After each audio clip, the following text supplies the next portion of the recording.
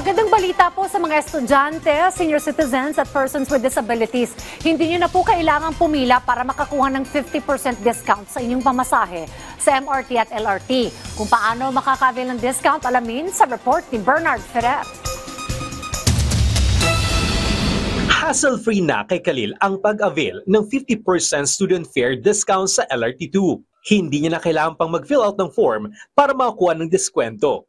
Sa halip, student ID na lamang ang ipapakita sa ticket booth ng anumang istasyon at agad nang maibibigay ang discount. Nabigla nga po kasi ine-expect ko din magsusulat ako. Abot ko na nga sana yung ID ko din. Inabot na lang kagad yung card. So, mabilis po siya.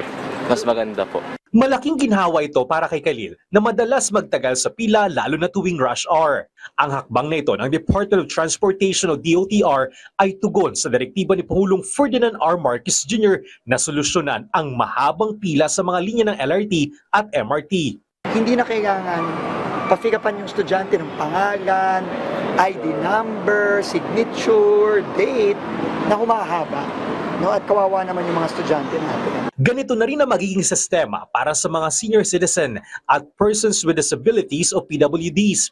Simula sa susunod na buwan, magiging available na ang beep card para sa mga estudyante, senior citizen at PWDs na may nakaprogramang 50% fare discount. Kung ikaw ay estudyante, starting September, pupunta ka sa kahit anong station in September, papakita mo ang iyong ID at right then and there, ipiprint ang iyong student beep card.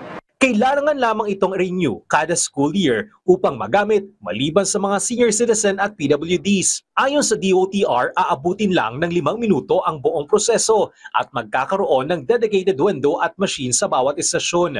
Target din makumpleto ngayong linggo ang delivery ng karagdagang 300,000 beep card. Magkakaroon naman ng crackdown ng DOTR katuwang pulisya at DOTR SAIC laban sa mga iligal na nagbebenta ng beep card, kabilang na ang online sellers. Agad na rin ayusin ang 12 sirang ticket vending machine o TVM sa LRT2. Samantala, simula sa susunod na taon, isasailalim na sa Public-Private Partnership o PPP scheme ang LRT2 upang higit pang mapabuti ang operasyon at serbisyo nito.